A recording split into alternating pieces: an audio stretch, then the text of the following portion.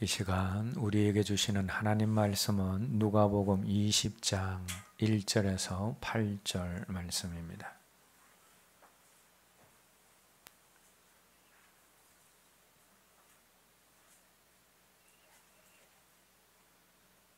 한 목소리로 함께 읽겠습니다. 하루는 예수께서 성전에서 백성을 가르치시며 복음을 전하실새 대제사장들과 서기관들이 장로들과 함께 가까이 와서 말하여 이르되 당신이 무슨 권위로 이런 일을 하는지 이 권위를 준 이가 누구인지 우리에게 말하라. 대답하여 이르시되 나도 한 말을 너희에게 물으리니 내게 말하라. 요한의 세례가 하늘로부터냐 사람으로부터냐? 그들이 서로 의논하여 이르되 만일 하늘로부터라 하면 어찌하여 그를 믿지 아니하였느냐 할 것이요 만일 사람으로부터라 하면 백성이 요한을 선지자로 인정하니 그들이 다 우리를 돌로 칠 것이라 하고 대답하되 어디서로부터인지 알지 못하노라 하니 예수께서 이르시되 나도 무슨 권위로 이런 일을 하는지 너희에게 이르지 아니하리라 하시니라. 아멘. 우리 하나님이 온 우주를 통치하시고 다스려 가시는 중요한 법칙이 하나 있습니다. 그것이 무엇인가 하면 권위의 법칙입니다. 하나님은 권위를 통하여서 온 세상을 다스려 가십니다. 우리 하나님이 온 우주 가운데서 최고의 권위가 되시고 그 밑에 가브리엘이나 미가엘 같은 대천사들과 또 다른 천사들이 있고 존재면에서는 그렇지 않지만 능력과 지혜만으로 볼 때 천사들 밑에 또 인간이 있고 인간 밑에 동물이나 식물과 같은 다른 피조물이 있습니다. 그리고 위에 있는 권위가 아래에 있는 것을 다스립니다. 이것이 하나님이 온 우주를 다스리기 위해서 배정하신 방법이고 또 이것이 우주의 존재 방법이기도 합니다. 자, 그래서 권위는 우주의 질서를 세워가는 데 있어서 너무나 중요한 것입니다. 만약 어떤 단체든 또 어떤 공동체든 이 권위의 법칙을 따르지 않게 되어지면 질서가 무너지게 되어지고 큰 혼란을 가져오게 되어집니다. 가정에서 부모의 권위가 세워지지 않으면 그 가정은 무질서한 가정이 되어집니다. 학교에서 선생님의 권위가 세워지지 않으면 학교의 질서가 무너지게 되어집니다. 교회 안에서 영적인 지도자의 권위가 세워지지 않으면 교회가 무질서해지고 교회가 든든히 설 수 없습니다. 나라도 마찬가지입니다. 나라 안에서의 왕의 권위나 공권력의 권위가 세워지지 않으면 그 나라는 혼란 가운데 빠질 수밖에 없습니다. 그래서 권위를 인정하는 것이 참 중요합니다. 그런데 오늘 저와 여러분들이 함께 읽은 본문의 말씀도 이러한 권위에 대한 말씀입니다. 예수님 당시에 성전에서 누가 가장 권위 있는 사람이겠습니까? 두말할 것도 없이 성전의 모든 직무를 관할하는 대제사장들이 성전 안에서의 최고의 권위자였을 것입니다. 그런데 이들에게 어느 날 불쾌한 소식이 들려왔습니다. 어떤 소식인가 하면 예수라는 사람이 성전에 와서는 이방인의 뜰에서 돈 바꿔주는 사람들과 짐승을 파는 사람들의 상을 뒤집어 엎으시고 그 안에는 모든 재물 될 수 있는 짐승들을 내쫓으셨다라는 그런 소식입니다. 그 소식을 들은 대제사장들은 분노를 참을 수 없었습니다. 자신들이 성전 안에서 최고의 권위를 가지고 있고, 그리고 그 권위는 하나님이 부여하신 것이라고 생각을 하고 있었는데, 그 성전 안에서 예수님이 상을 뒤집었다라고 생각을 하니 도저히 그 행동을 용서할 수가 없었습니다. 그런데 이 예수라는 사람이 또다시 성전에 와서는 사람들을 가르친다라는 그런 소식이 들렸습니다. 그래서 대제사장들과 서기관과 장로들이 분노를 가지고 예수님께 나타나서는 따지게 되어집니다. 그것이 오늘 본문 2절 말씀에 나옵니다. 함께 읽겠습니다. 말하여 이르되 당신이 무슨 권위로 이런 일을 하는지 이 권위를 준 이가 누구인지 우리에게 말하라.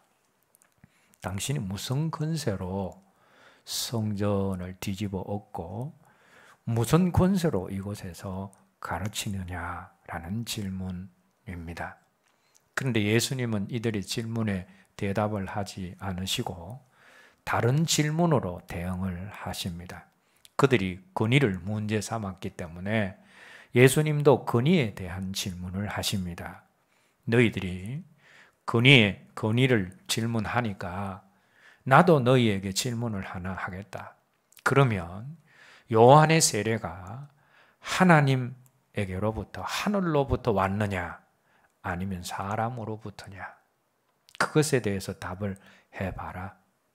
다시 말해서 요한이 사람들에게 세례를 준 권위는 하나님이 준 권위인가 아니면 요한 자기 스스로 준 것인가에 대한 그런 질문이었습니다. 그것이 오늘 본문 3절 4절 말씀의 내용입니다. 주님의 이 질문을 받은 대제사장들과 그와 함께한 무리들이 참 난감했습니다. 딜레마에 빠졌습니다.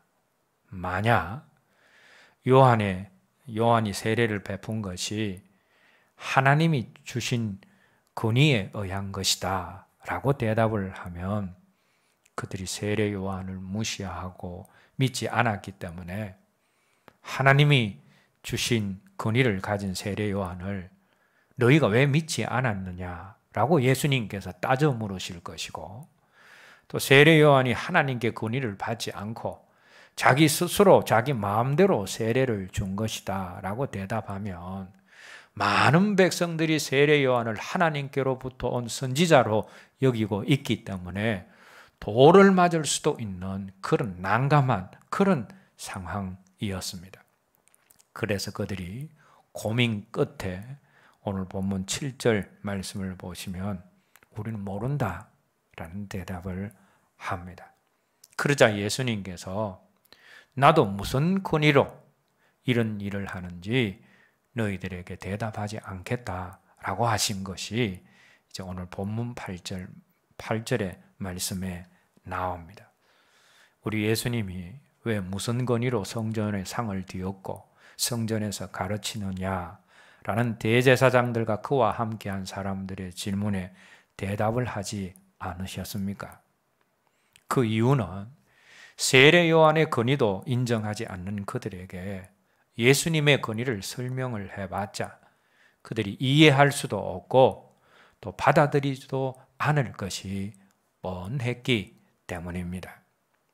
자, 그런데 우리는 이 권위의 문제를 실제로 한번 따져볼 필요가 있습니다.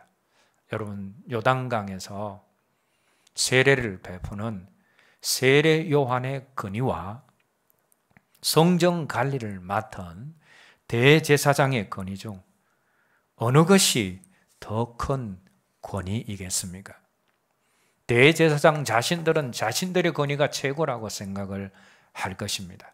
성전은 하나님이 계신 곳이므로 그 성전을 관리하는 권한은 그 어떤 것보다 크다 라고 생각했기 때문에 자신들의 권위가 최고다라고 생각을 했습니다.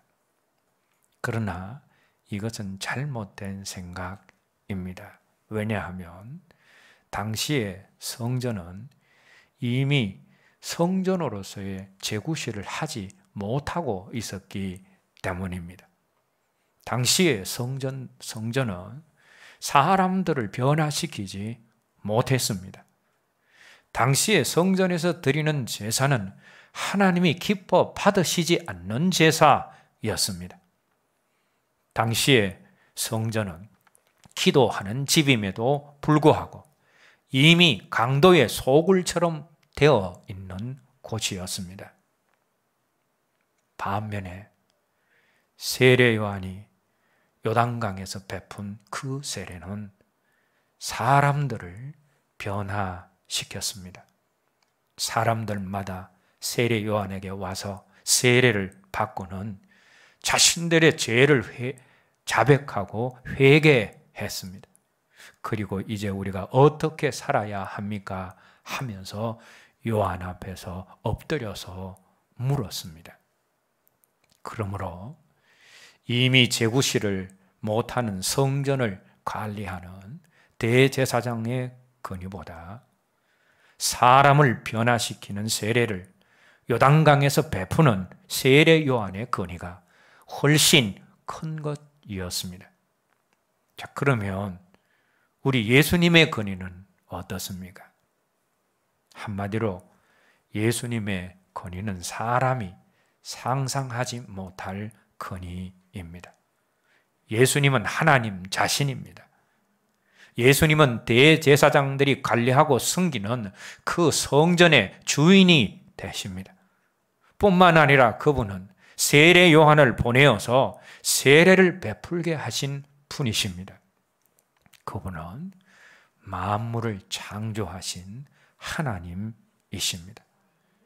그래서 예수님보다 더 위대한 분은 없으시고 예수님보다 더 큰 최고의 권위를 가지신 분은 없습니다.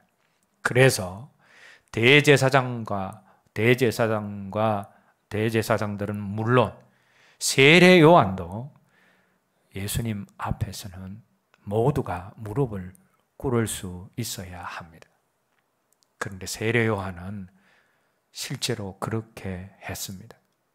세례 요한은 예수님을 보면서 어떤 고백을 합니까?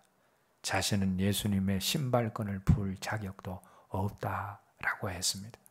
그 말은 예수님의 종노릇 할 자격도 없는 존재다라는 그런 고백입니다. 그러나 대제사장과 그와 함께한 무리들은 그렇게 하지 않았습니다. 세례 요한의 권위에도 미치지 못하는 그들이 지금 예수님께 우르르 몰려와서는 예수님을 야단치듯이 무슨 권위로 네가 이런 일을 하느냐라고 따지고 묻고 있으니 이것은 어처구니 없는 그런 모습입니다. 이런 모습은 마치 자기 집 문을 여는 주인에게 도둑이 와서는 네가 누군데 문을 여느냐라고 묻고 있는 것과 마찬가지 모습입니다. 이렇게 아나무인격인 사람들에게 우리 예수님이 중요한 한 가지 비유를 말씀하십니다. 오늘 본문 속에서는 그 비유가 없지만 같은 내용을 기록하고 있는 마태복음에서는 그 중요한 비유가 나옵니다. 마태복음 21장 23절에서 32절 말씀 함께 읽겠습니다.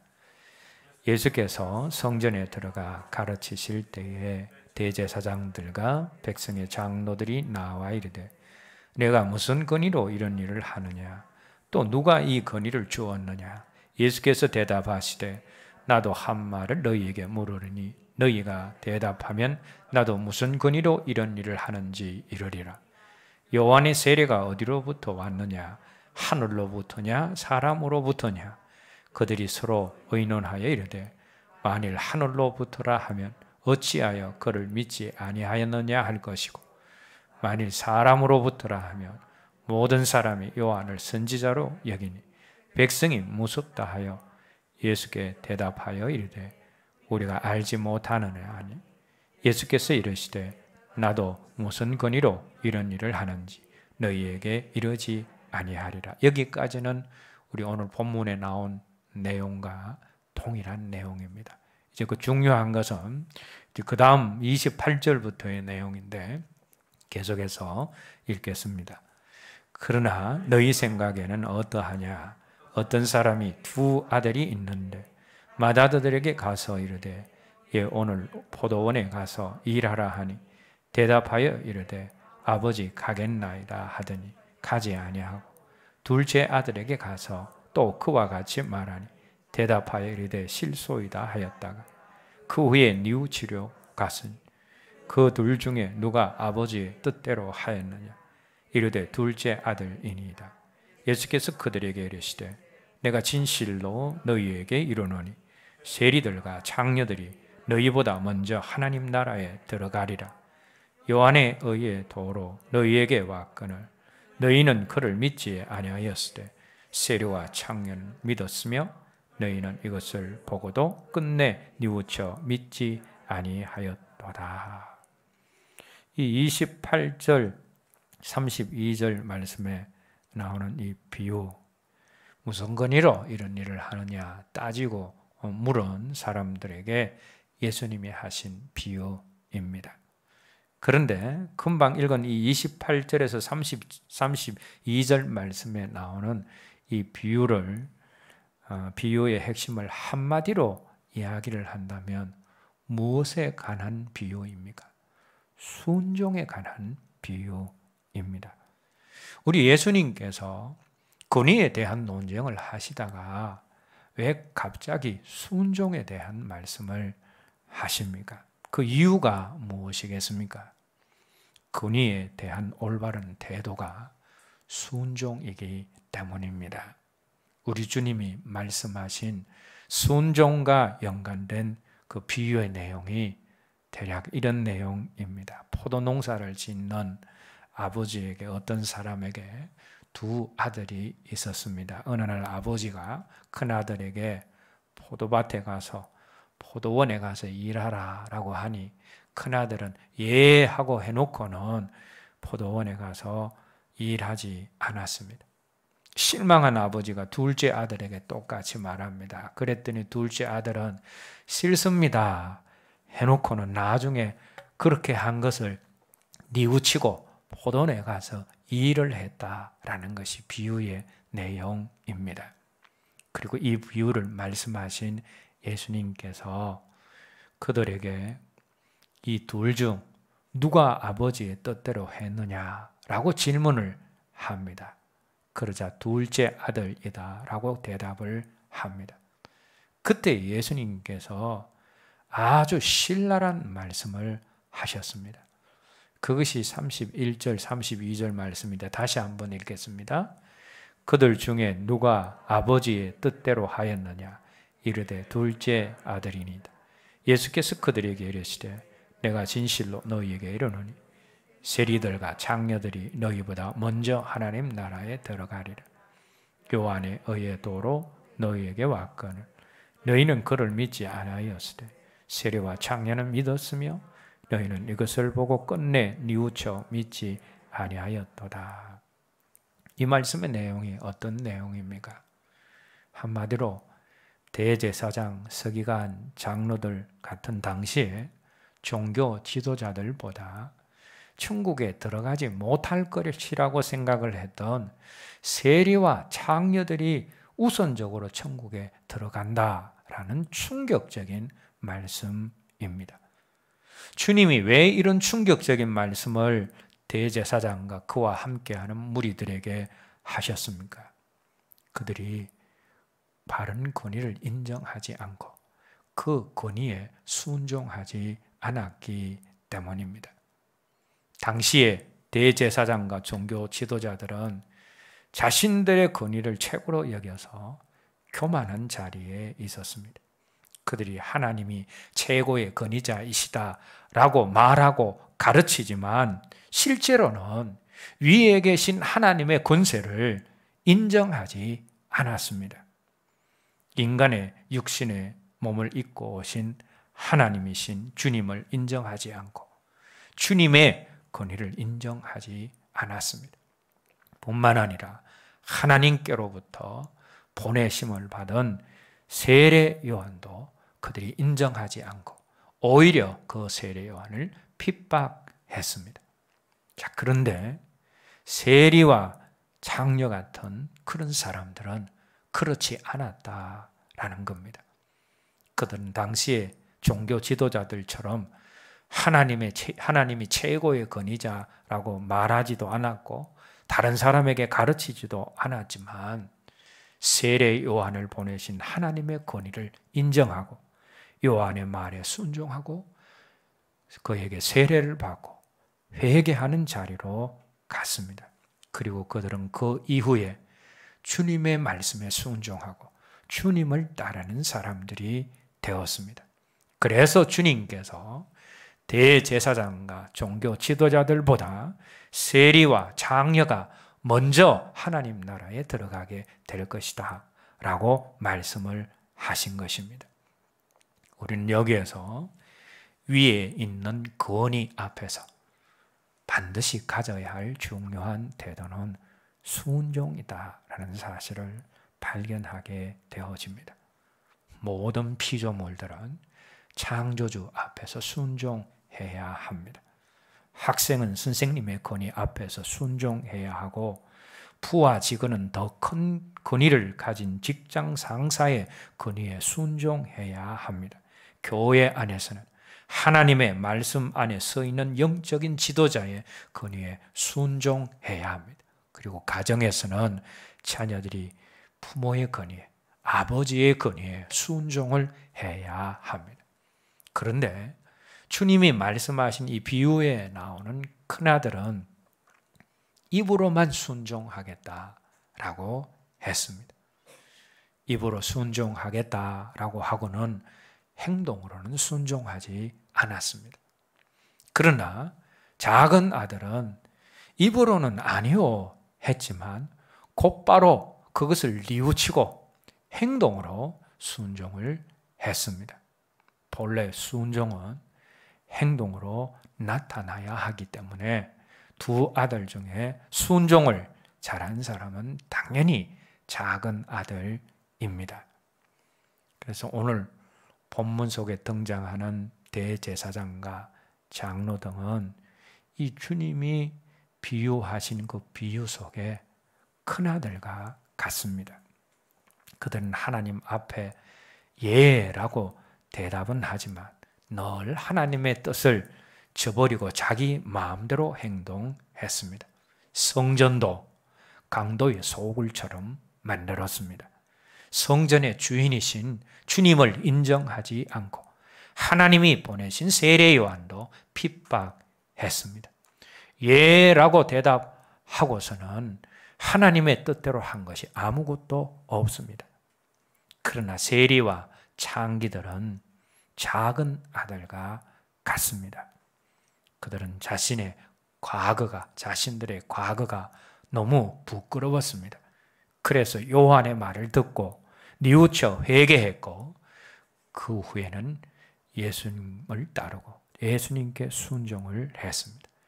그래서 그들이 대제사장과 그들과 함께하는 무리들보다 더 낫다, 더 우선적으로 천국에 들어갈 것이다 라고 주님이 말씀하신 것입니다.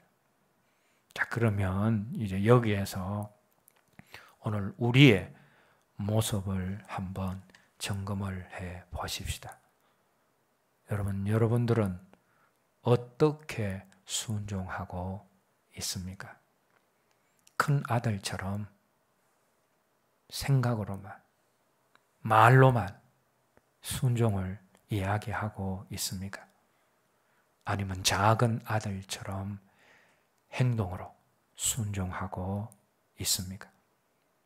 하나님의 말씀을 듣고 생각과 말로만 순종하고 있습니까? 아니면 나의 삶 속에서 실제로 그 말씀을 적용하며 순종하며 살고 있습니까? 오늘 이 시간 하나님 말씀 앞에서 우리의 순종의 삶을 돌아보며 새로운 다짐과 결심이 있기를 주님의 이름으로 기원합니다. 여러분, 순종은 하나님을 기쁘시게 하는 최고의 방법입니다. 사무엘상 15장 22절 말씀에 보면 사무엘이 사울 왕에게 하는 말이 나옵니다.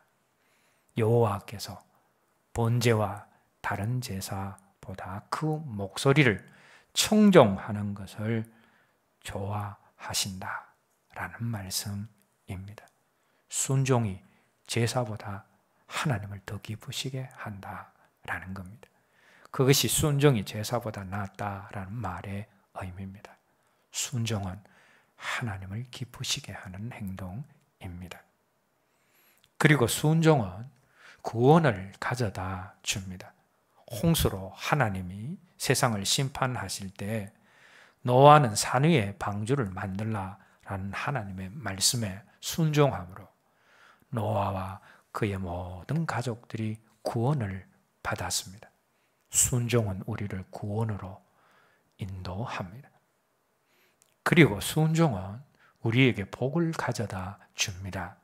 창세기 26장 2절 이하를 보면 하나님께서 흉년의 때에 이삭에게 곡식이 있는 애굽으로 가지 말고 가나안 땅에 머물라라고 하셨습니다. 그러면 내가 너와 함께 해서 복을 주겠다라고 약속을 하셨습니다. 그런데 이삭이 어떻게 합니까? 하나님의 말씀에 그대로 순종을 했습니다. 곡식 있는 애굽으로 가지 않고 흉년이 계속 들어있는 가나안 땅에 머물렀습니다. 그런데 그 해에 농사를 지어서 하나님께서 어떻게 하셨습니까? 100배의 소출을 얻고 엄청난 복을 받게 되어집니다. 순종은 복을 가져다 줍니다. 저와 여러분들 모두가 순종의 사람이 되시기를 원합니다. 그래서 구원을 받고 복을 받고 하나님을 기쁘시게 할 수 있기를 바랍니다. 그리고 이제 오늘 말씀의 내용을 생각을 하면서 우리가 마지막으로 생각해야 할 중요한 것이 하나 있습니다. 그것은 왜 순종하느냐의 문제입니다. 여러분들은 왜 순종하십니까? 하나님이 두렵기 때문에 순종하십니까? 그래서 순종하지 않으면 손해보기 때문에 할 수 없어서 순종을 하십니까? 세상의 순종은 대부분 상대방이 높기 때문에 순종합니다. 안 하면 불이익을 당하기 때문에 순종합니다. 직장에서 상사가 높기 때문에 순종하고 군대에서는 계급 때문에 순종을 합니다. 돈 많은 사람들 말을 따르는 이유도 마찬가지입니다. 상대방이 높아서 힘이 세서 시키는 대로 하지 않으면 불이익을 당할까 순종하는 그런 경우가 많습니다. 그러나 이런 경우의 순종은 즐거운 순종도 아니고 아름다운 순종도 아닙니다. 이런 순종을 한 후에 때로 신세를 한탄하고 불평하고 원망하고 때로는 분해하고 억울해하면서 더러워서 못해 먹겠다 라면서 아무 죄도 없는 의자를 걷어차기도 합니다. 여러분, 이런 순종은 순종하는 사람도 불행하고 그 윗사람도 불행합니다. 이것은 순종이 아니라 굴종입니다. 그런데 이러한 굴종이 많은 사회일수록 그 사회는 비극적인 사회입니다. 그렇다면 아름다운 순종은 여러분 어떤 것이겠습니까? 아름다운 순종은 사랑으로 인한 순종, 사랑 때문에 하는 순종입니다. 누가복음에 나오는 탕자의 비유에서 탕자가 아버지에게 자기 목의 재산을 달라고 했을 때 아버지가 어떤 말을 했겠습니까? 집을 떠나면 안 된다. 그러면 네 인생이 잘못될 수 있다. 그러니 네가 내 곁에 있어야 한다. 라고 했을 것입니다. 그러나 탕자는 이런 아버지의 말씀을 저버렸습니다. 그리고 아버지가 주신 재산을 가지고 타국에 가서 그 돈을 다 탕진한 후에 결국은 비참한 모습으로 집으로 돌아오게 되어집니다. 그때 아버지는 큰 사랑으로 그를 품꾼이 아니라 아들로 다시 받아주셨습니다. 자, 그러면 그 이후에 탕자가 아버지를 어떻게 대했겠습니까? 탕자가 아버지 집에서 어떤 삶을 살았겠습니까? 아버지의 말씀에 절대적으로 순종하는 삶을 살았을 것입니다. 자, 그러면 이때에 이 탕자의 순종은 굴종입니까? 그렇지 않습니까? 탕자의 순종은 굴종이 아닙니다. 그것은 사랑의 순종입니다. 아버지 사랑합니다. 제가 오늘 포도밭에 나온 것은 아버지를 사랑하기 때문입니다.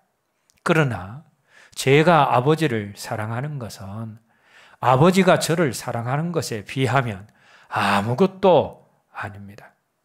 아버지는 저같이 형편없는 녀석을 품꾼으로 받으신 것이 아니라 아들로 받아주셨습니다. 아버지의 재산을 창기들과 탕진한 저를 용서해 주셨습니다. 그 사랑을 무엇으로 갚을 수 있겠습니까?